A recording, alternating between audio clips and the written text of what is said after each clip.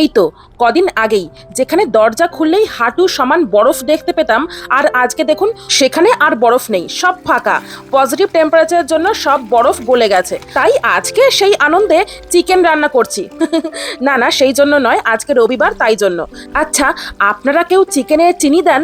আমি তো দিই, একটু মিষ্টি মিষ্টি ভাবটা আসে আর রংটাও বেশ ভালো হয়, সেই জন্য। এক একটা চিকেনের সাইজ দেখেছেন?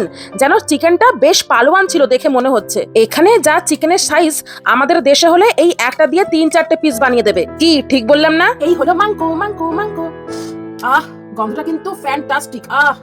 নিজে রান্না করে নিজেই বলছি ফ্যান্টাস্টিক। খুব গরম, ধরতে পারছি না, টেবিলে রেখে তাড়াতাড়ি করে বাবা।